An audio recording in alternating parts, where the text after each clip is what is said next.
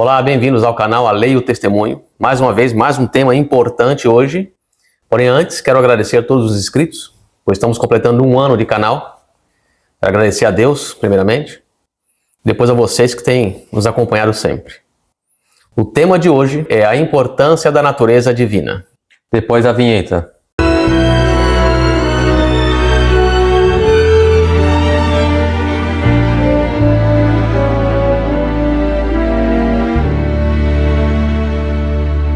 No vídeo anterior, falamos a respeito da natureza divina de Nosso Senhor Jesus Cristo e terminamos com este texto aqui, Testemunho para Ministros, página 446, onde nos diz: Tem-me Deus mostrado que justamente na ocasião em que os sinais dos tempos se estão cumprindo ao nosso redor, em que ouvimos, por assim dizer, o passo das hostes celestes cumprindo sua missão, homens inteligentes, homens que estão em posições de responsabilidade, estarão pondo vigas podres na edificação de seu caráter, material suscetível de ser consumido no dia de Deus, e que decidirá não estarem preparados para as mansões de cima.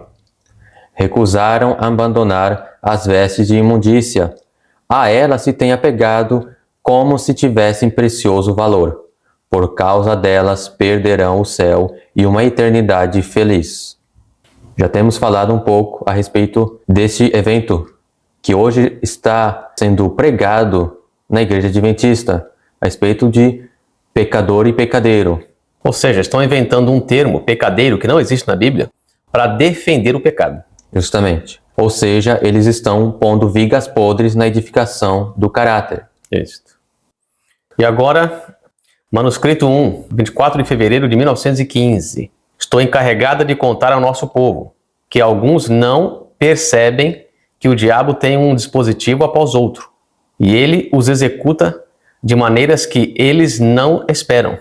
As agências de Satanás inventarão maneiras de transformar pecadores em santos.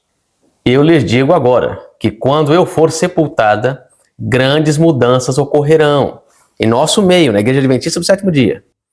Não sei quando serei levada, e desejo alertar a todos contra os ardis do diabo. Então haveriam algumas mudanças em nosso meio, mudanças doutrinárias, e uma dessas mudanças seria fazer o quê? Transformar pecadores em santos. Nós temos visto isso hoje. Como? Não se pode vencer o pecado, eles falam. Temos também em carta 265 de 1903, que diz: As dificuldades que surgiram foram muito difíceis de enfrentar e estão longe de serem resolvidas ainda. Uma e ainda outra, são apresentadas a mim como tendo sido levadas a aceitar as fábulas agradáveis, que significam a santificação do pecado. Levan Temple contém o alfa de uma série de heresias. Ou seja, uma dessas fábulas agradáveis é justamente a santificação do pecado. Ou seja, pecadores são santos. Continua na prática do pecado, mas são considerados santos. E o Espírito de Profecia associa essa doutrina justamente com o livro Levan Temple, que é justamente o templo vivo, onde era ensinado o panteísmo, o espiritismo. Ou seja, essa doutrina de santificação do pecado está unida ao espiritismo. Mas como assim? Então nós temos a posição pré-lapsariana a respeito da natureza humana de Cristo. Isto segundo o pastor Wilson Paroski.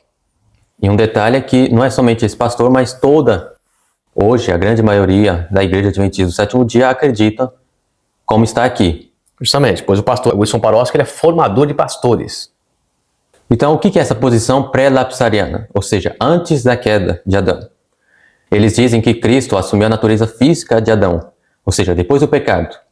Ou seja, sentia dor, fome, cansaço. A mesma natureza física nossa hoje. Justamente.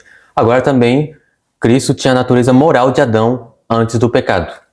Isso. Ou seja, ele tinha uma natureza de Adão depois do pecado e uma natureza de Adão antes do pecado.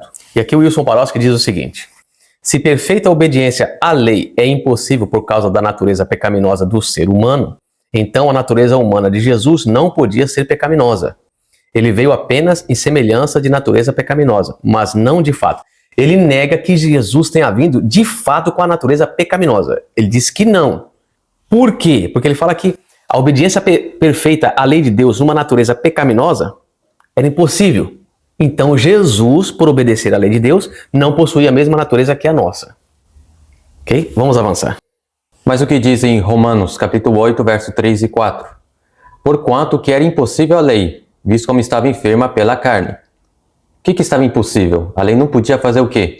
Transmitir a sua justiça ao homem. Justamente.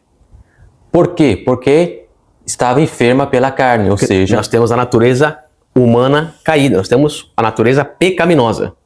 Ou seja, a lei é boa, mas não temos nada de bom em nós. Isso. Ou seja, não conseguimos guardar a lei para receber a sua justiça. Mas o que Deus fez? Deus enviando o seu Filho em semelhança da carne do pecado. Pelo pecado, condenou o pecado na carne. Ou seja, Cristo veio em semelhança da carne do pecado. Muitos querem acreditar que essa palavra semelhança... não é igual. Não é igual. É parecido. Mas, sim. Vamos supor mesmo que semelhança não seja igual. Sim, por que não era igual? Que Cristo tinha sua natureza divina. Jesus tinha duas naturezas. Ele era um ser híbrido. Ele era Deus e homem. Justamente. Então ele não era totalmente como nós. Justamente. E diz, pelo pecado condenou o pecado na carne. Ou seja, ele condenou o pecado nessa carne pecaminosa. Aqui mostra o tamanho da vitória de Cristo. Como o pastor Wilson Paroski e muitos dos pastores adventistas creem nisso, eles dizem que Cristo ele tem um limite em seu poder. O seu poder não é absoluto. Porque para vencer o pecado, Jesus teve que se valer de uma natureza de Adão antes da queda. Se ele assumisse essa natureza humana pecaminosa, ele não conseguiria vencer o pecado. Não é o que diz o texto. Justamente. E aqui diz o seguinte, Cristo, revestindo-se da nossa natureza pecaminosa, condena o pecado nesta natureza pecaminosa. Porque ele venceu o pecado ali. E diz o seguinte, para que a justiça da lei se cumprisse em nós, que não andamos segundo a carne, mas segundo o Espírito, que não andamos segundo a natureza pecaminosa, mas segundo o Espírito vivificante de Cristo, sua natureza divina. Jesus não precisava da natureza humana perfeita de Adão. Sabe por quê? Porque aquela natureza perfeita de Adão não era de Adão, era dele, de Cristo. Diz que Adão era a imagem e semelhança do Criador, não o contrário. Então, Adão possuía algo que era derivado, não original. Cristo possuía algo que era original. O quê? Seu caráter. Ele não precisava vir com essa natureza de Adão. Porque foi ele quem deu aquela natureza para Adão. Uma vez que Adão perdeu essa natureza, Cristo conservava a mesma. Ele veio com sua natureza divina, com seu caráter, sua personalidade. Justamente. Então vemos que nessa doutrina que é ensinada hoje em dia, apresentam duas naturezas. Mas as duas são humanas. É, uma natureza perfeita e uma natureza falha. Justamente. Mas são humanas. Mas aí fica a pergunta, aonde está a natureza divina de Cristo? Eles não apresentam. Não. Só falam que ele possuía a natureza divina. Mas quando vai para o estudo na prática, tentar mostrar na prática onde é que estava a natureza divina, eles não apresentam. Não. Então vejamos, para ficar um pouco mais claro, vemos que essa doutrina poderia ser intitulada como o homem salvando o homem. Porque é a natureza humana caída e a natureza humana não caída que fazem todo o trabalho de salvação da humanidade. Então é o homem salvando o homem. Isso é espiritismo. E isto é paganismo. Vejamos. Nos dizem que Cristo assumiu essa natureza humana após o pecado. Ou seja, assumiu o corpo de Adão, a parte física. Depois da queda. Justamente. Porém, também assumiu a natureza humana antes do pecado. E o que seria isto? O caráter, a moral de Adão antes da queda. Mas sempre fica a pergunta, aonde está a natureza divina de Jesus?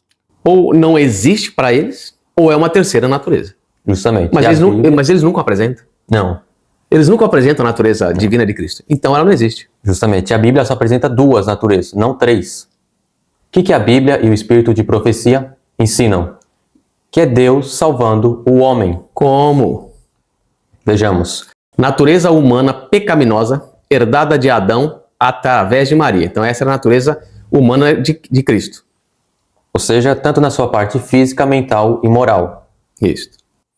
Depois, a natureza divina dele. O que seria isso? O seu caráter divino.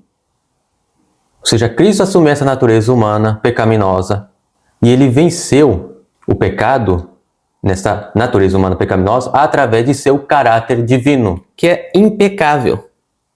Agora vamos ler o texto do Espírito de Profecia, o Instrutor da Juventude, de 2 de junho de 1898.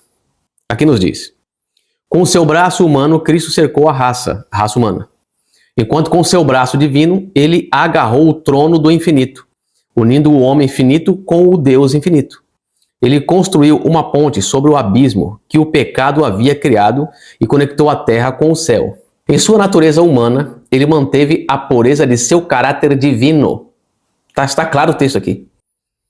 Ele viveu a lei de Deus e a honrou em um mundo de transgressão, revelando ao universo celestial, a Satanás e a todos os filhos e filhas caídos de Adão, que, por meio de sua graça, a humanidade pode guardar a lei de Deus. Ele veio para transmitir sua própria natureza divina, sua própria imagem à alma arrependida e crente. Então, isso aqui é uma nova criação, é uma recriação, onde agora ele quer restaurar. Jesus veio para restaurar aquela parte de santidade que a humanidade havia perdido. Qual? Em semelhança do caráter divino. Adão foi feito em imagem e semelhança do seu Criador, não somente na parte física, mas também no caráter. E agora Jesus veio para restaurar o que se havia perdido. Justamente. E diz aqui que ele veio para transmitir sua própria natureza divina, ou seja, seu caráter. Então, quando é ensinado que Cristo veio com a natureza humana de Adão, antes e pós-pecado, mas não apresenta a natureza divina, é porque eles não querem que Cristo comunique o seu caráter, para que, aí sim, através de Cristo, possamos vencer o pecado. É justamente isso. Aí está essa doutrina, a santificação do pecado. Temos também no site adventista, que é biblia.com.br. E ali veremos que eles negam a natureza divina. Como assim? Eles dizem: o termo santo na Bíblia pode ser uma referência ao povo de Deus que foi separado por ele para um propósito sagrado, tanto nos tempos do Antigo quanto do Novo Testamentos. Quando aplicado a seres humanos, não significa estado ou condição de impecabilidade, mas pode ser uma alusão ao povo de Deus, à assembleia ou reunião deles. É um termo usado para se referir àquilo que foi separado para um propósito sagrado. No Novo Testamento, pode ser uma referência aos cristãos que foram separados do mundo para viverem para Cristo. Muito interessante. Mas tem um ponto aqui, onde que eles dizem que esse termo santo, quando aplicado ao ser humano, não significa estado ou condição de impecabilidade. Ou seja, Cristo transmite a sua natureza divina ao ser humano, o seu caráter, mas não quer dizer que é impecável. Não quer dizer que o ser humano vencerá o pecado. O que significa isso? Significa que eles estão santificando o pecado, santificando o pecador. Ou seja, Cristo, ele transmite o seu caráter à humanidade, para que ela possa vencer o pecado através de seus méritos. Mas eles não querem isso. Então estão negando a eficácia do poder de Deus em salvar a humanidade. Eles não querem Deus salvando a humanidade. Eles querem o homem salvando a humanidade no próprio pecado, não do pecado. Justamente. Agora o grande conflito, página 557. Olha o que nos diz aqui. É verdade que o Espiritismo hoje está mudando a sua forma e ocultando alguns de seus mais reprováveis aspectos. Reveste-se de aparência cristã. Mas as suas declarações, pela tribuna e pela imprensa, têm estado perante o público durante muitos anos. E nelas, o seu verdadeiro caráter se acha revelado. Estes ensinos não podem ser negados nem encobertos. Mesmo em sua forma atual, longe de ser mais tolerável do que foi anteriormente, é na verdade um engano mais perigoso, por isso que mais sutil. Embora antes atacasse a Cristo e a Escritura Sagrada, Hoje professa aceitar a ambos, mas a Bíblia é interpretada de modo a agradar ao coração não regenerado, ao coração pecador, diz aqui. Enquanto suas verdades solenes e vitais são anuladas. Preocupa-se com o amor como o principal atributo de Deus. É tanto que quando você fala que você pode ser perfeito na observância da lei, eles falam não, é perfeição só no amor. Rebaixando-o, porém, até reduzi-lo a sentimentalismo. Pouca distinção fazendo entre o bem e o mal. A justiça de Deus, sua reprovação ao pecado, os requisitos de sua santa lei, tudo isto é posto de parte. O povo é ensinado a considerar o decálogo como letra morta, em alguns casos, né? Então, vejamos o que é que tem sido pregado nos nossos púlpitos hoje. O Espiritismo. Sobre uma roupagem de cristianismo. O Espiritismo não faz distinção entre justos e injustos. Justamente. Agora na página 556 do Grande Conflito. Se não existissem outras provas do verdadeiro caráter do Espiritismo, bastaria ao cristão o fato de que os espíritos não fazem diferença entre a justiça e o pecado, entre os mais nobres e puros dos apóstolos de Cristo e os mais corruptos dos servos de Satanás, representando os mais vis dos homens como se estivessem no céu, altamente exaltados. Diz Satanás ao mundo: não importa quão ímpios sejais, não importa que creiais ou não em Deus e na Bíblia, vivei como vos agradar. O céu será o vosso destino. Os ensinadores espíritas virtualmente declaram: qualquer que faz o mal passa por bom aos olhos do Senhor. E desses é que ele se agrada. Onde está o Deus do juízo? Malaquias 2,17. Diz a palavra de Deus: ai dos que ao mal chamam bem e ao bem mal, que fazem da escuridão luz e da luz escuridade. Isaías 5, verso 20. Isso aqui é uma doutrina espírita, que não faz distinção entre luz e trevas. Agora Mateus 7, os versos 22 e 23. A advertência do Senhor. Muitos me dirão naquele dia: Senhor, Senhor, não profetizamos nós em teu nome? São cristãos aqui. E em teu nome não expulsamos demônios? E em teu nome não fizemos muitas maravilhas? Até milagres faziam. Sim. E então lhes direi abertamente: nunca vos conheci. Apartai-vos de mim, vós que praticais a iniquidade. Vós que praticais o pecado. Que conversa é essa de não poder vencer o pecado? Jesus dá uma advertência aqui, para aqueles que, ainda que são religiosos, ainda que dizem aceitar a justificação pela fé na sua forma imputada, negam a comunicada. A justificação pela fé comunicada aqui é negada, porque eles aceitam viver na vida de pecado. O texto é claro. Temos também 1 Timóteo, capítulo 4, verso 1, que nos diz isto: mas o Espírito expressamente diz que nos últimos tempos apostatarão alguns da fé, dando ouvidos a espíritos enganadores e a doutrinas de demônios. Agora, Caminho a Cristo, página 63.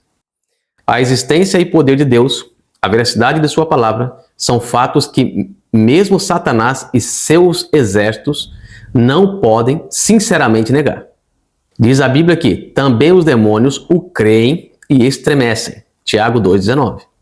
Mas isto não é fé, onde existe não só a crença na palavra de Deus, mas também uma submissão à sua vontade, onde o coração se lhe acha rendido e as afeições nele concentradas, aí existe fé. A fé que opera por amor e purifica a alma. Por esta fé, o coração é renovado à imagem de Deus. E o coração, que em seu estado irregenerado não era sujeito à lei de Deus, agora se deleita em seus santos preceitos, exclamando com o salmista: ó, quanto amo a tua lei! É a minha meditação em todo o dia. Salmo 119, 97. E cumpre-se a justiça da lei em nós, os que não andamos segundo a carne, mas segundo o Espírito. Romanos 8, 1. Então vemos aqui que a fé não é somente dizer que crê, mas é uma fé que opera por amor e purifica a alma do pecado. Ou seja, a fé é justamente aceitar o sacrifício de Cristo e aceitar que Cristo habita em nós, que Ele vivifica o nosso caráter, o nosso ser, para uma obediência perfeita de sua lei. Isso. E hoje tem sido ensinado a doutrina de demônios. Os demônios creem e estremecem, mas não obedecem. E o ser humano está caindo na mesma condenação. Creem e estremecem, mas não querem obedecer a Deus. Não aceitam serem purificados dos pecados. Justamente. Então aqui termina o estudo e vemos quão importante é este tema sobre a natureza divina de Cristo. Cristo quer nos passar sua natureza divina, pois através dela podemos vencer todo e qualquer pecado e podemos observar todos os mandamentos da lei de Deus. Que Deus então nos abençoe para que possamos não só entender, mas aceitar que Cristo nos passa, nos transmite o seu caráter, a sua natureza divina. E assim cumprimos os requisitos por ele estabelecido, que é a observância a todos os seus mandamentos. Deus nos abençoe para o próximo estudo. Nos aguardamos em nome de Jesus. Amém. Amém.